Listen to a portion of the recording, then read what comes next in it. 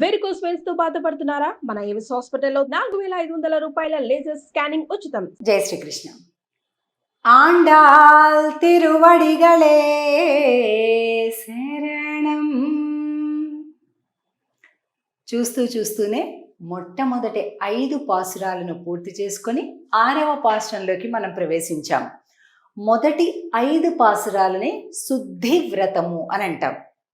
అంటే స్నాన వ్రతము, శుద్ధి వ్రతము అంటే శరీరానికి మనసుకి కూడా శుద్ధిని కలిగింపచేసి ఇక వ్రతం ప్రారంభిద్దాము అనేటటువంటి ఒక కార్యక్రమం ఈరోజు అంటే 6వ పాసురం నుంచి ప్రారంభమవుతుంది.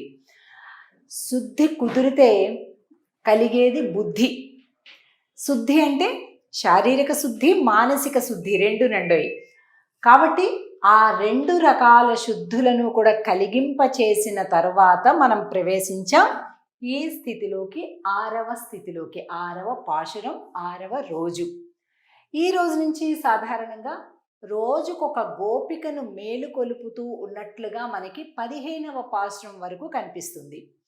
ఒక్కొక్క మేలుకొనపబడేటటువంటి గోపిక ఒక్కొక్క ఆళ్వార్లకు ప్రతీకగా చెప్తారు. కాబట్టి అంటే మనకి ప్రధానంగా అర్థమయ్యేది ఏంటంటే కలుపుకుంటూ పోదాం. ఊరికే స్వామి రమ్మన్నాడు కదా, మేమందరం వెళ్ళిపోతున్నాం కదా కాదు, అందరినీ కలుపుకోవాలి. ఎప్పుడైనా ఒకటే గుర్తుపెట్టుకోండి, భగవత్ కార్యానికి కానీ శుభ కార్యానికి కానీ మన జీవన ప్రయాణం చక్కగా సులువుగా కొనసాగించడానికి కానీ అందరినీ కలుపుకుంటూ మనం ముందుకెళ్ళాలి. అందులో భాగమే ఈ 6వ పాసురం నుంచి 15వ పాసురం వరకు. అంటే మొత్తం 10 పాసురాలు 10 మంది భిన్నమైన లక్షణాలు కలిగినటువంటి గోపికలను లేపి తమ గోష్ఠి అంటే తమ యొక్క సంఘంతో కలుపుకొని ముందుకు వెళ్తూ ఉంటుంది ఆండాళ్ తల్లి. కాబట్టి ఈవేళ ఆ పాసురాన్ని చూద్దాం. పుళ్ళుం సిలుంబినగాన్ పుళ్ళరయన్ కోయిలిల్ வெள்ளை விழி செங்கின் பேரரவம் கேட்டிலையோ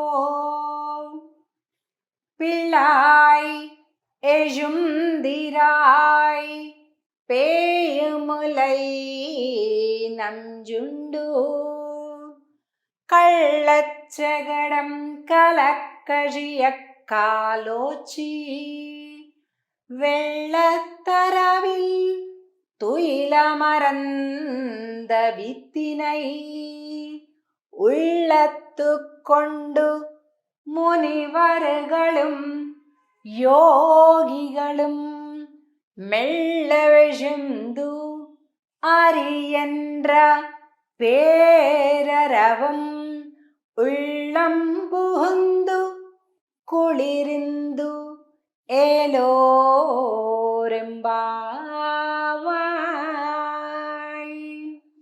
ఈ పాసురంలో చెప్తుంది ఆండాళ్ తన స్నేహితులందరినీ కలుపుకుంటూ, ఎమ్మా పుళ్ళుం సిలుంబినగాన్ పుళ్ళరయన్ కోయిలిల్ అంటే పక్షులు కూస్తున్నాయి. ఇదిగో చూసారా పక్షులు బొమ్మ. ఈ పక్షులన్నీ కిచకిచా కిచకిచా కూస్తూ ఉన్నాయి. తెల్లవారింది.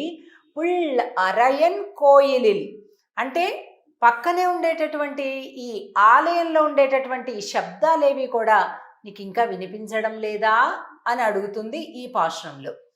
పుల్ అరయన్ కోయిలిల్ వెள்ளై వెళి సెంగిన్ పేరు అరవం కేట్టిలయో. అమ్మా పెద్ద పెద్ద శబ్దాలన్నీ వస్తున్నాయి కదా, పేరు అరవం అంటే పెద్ద శబ్దం. ఆ పెద్ద పెద్ద శబ్దాలన్నీ కేట్టిలయో నీకు వినిపించలేదా అని అంటూ ఇక్కడ స్వామివారి యొక్క గుణాలను చెప్తుంది. పుళ్ళరయన్ కోయిలిల్ వెள்ளై విళి శంగిన్ తెల్లటి శంఖం. ఉదయాన్నే తెల్లటి శంఖంతో ఆలయంలో ధ్వనులు వస్తుంటాయి కదా, ఇంకా వినిపించలేదా తల్లి అని అంటూ లోపల ఉండేటటువంటి గోపికను పిల్లాయ్ అంటే చిన్న పిల్ల అని. ఎందులో చిన్నపిల్ల? భగవద్ అనుభవానికి చిన్నపిల్ల. భగవంతుడి గుణగానాన్ని పాడటం, ఆనందించటం, పక్కన వాళ్ళతో చెప్పుకోవటం, దీనికి ఏం చేయాలి, ఎలా చేయాలి అనేది తెలుసుకోవటం, ఇదంతా భలే బాగుంటుంది కదండి ఈ స్థితి. ఎప్పుడు మనం రొటీన్గా ఉండేటటువంటి ఒక జీవన విధానం కంటే కూడా వేరే పక్కన వాళ్ళతోటి ఇంకొకళ్ళతోటి సాత్వికమైనటువంటి భగవత్ సంబంధమైనటువంటి విషయాలను ఎంత మాట్లాడుకుంటుంటే అంత హాయిగా ఉంటుంది మనసు. ఇది ఇప్పటివరకు కనుక అది అనుభవించకపోతే తప్పకుండా అనుభవించండి. ఎంతో బాగుంటుంది ఆ స్థితి. ఏ ఆనందమైన దాని ముందు దిగదుడిపోయానండి.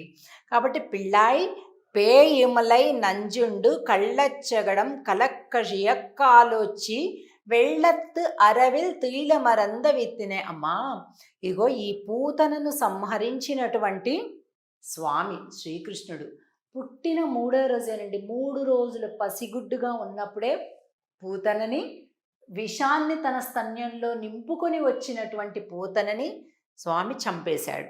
ఆ తర్వాత 21వ రోజు మనందరం బారసాల్లో ఉయ్యాలేస్తాం కదా, అలా అన్ని రోజులు అయిపోగానే ఇదిగోండి ఒక శకటం అంటే బండి. శకటము ఏం బండి? ఇదిగో ఈ శరీరమే ఒక బండి కదండి. మన మనసు ఎలా చెప్తుంటే ఆ బండి అలా నడుస్తుంటుంది.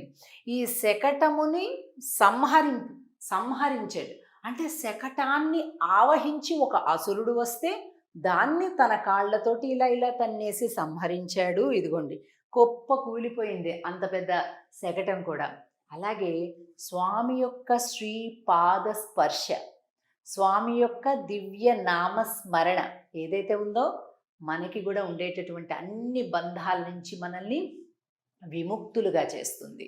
ఏ కీళ్ళు కీళ్ళు ఊడిపోయి ఇలా తలకిందులైపోయింది ఎలాగనో ఈ బండి, అలాగే మనకి కూడా ఉండేటటువంటి అనేక జన్మల బంధాలు, జన్మలు ఎత్తేటటువంటి ఆ చక్రం నుంచి మనల్ని బయటికి లాగుతాడు అని ఈ పాశ్రంలో కనిపిస్తుంది.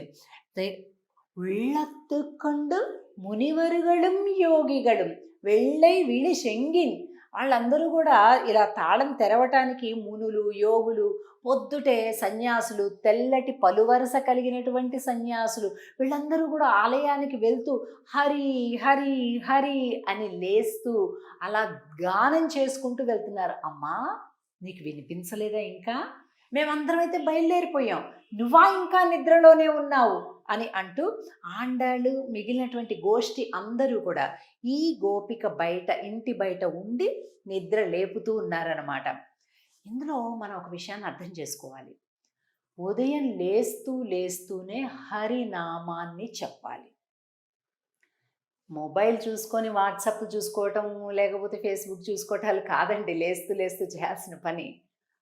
హరి హరి అని ఆండాళ్ళ తల్లే కాదు, ప్రహ్లాదుడు కూడా ఇదే మాట చెప్పాడు. ప్రహ్లాదుడు హరి అష్టకం అని చెప్పి ఒక అష్టకాన్నే ఇచ్చాడు. హరిర్హరతి పాపాని దుష్టచిత్తైరపి స్మృతః అనిచ్ఛయాపి సంస్పృష్టః దహత్యేవ హి పావకః అనే శ్లోకంతో ప్రారంభమయ్యేటటువంటి హరి అష్టకాన్ని ప్రహ్లాదుడు మనకు అనుగ్రహించాడు. దానిలో కూడా చెప్తాడు, పొద్దున్న లేస్తూనే హరినామాన్ని జపించండి అని. మేము కేశవనామం జపిస్తాం, రామనామం కాదండి. ఉదయం లేస్తూ హరి అనేటటువంటి నామమే చెప్తేనే హరించును, హరి అను నామమే హరించును సకల పాపములు అన్నట్లుగా మనం ఒక మంచి రోజును ప్రారంభిస్తామన్నమాట. కనుక అదంతా కూడా ఈ పాశ్రంలో, అంటే ఈ 6వ పాశ్రంలో మనకి చెప్తుంది ఆండాళ్ళ తల్లి. ఇక పైన మనం తర్వాత మరొక గోపికను నిద్ర మేలుకొలుపుతూ 7వ పాశ్రాన్ని రేపు చూద్దాం. ఆండాళ్ తిరువడిగళే శరణం. జై శ్రీకృష్ణ.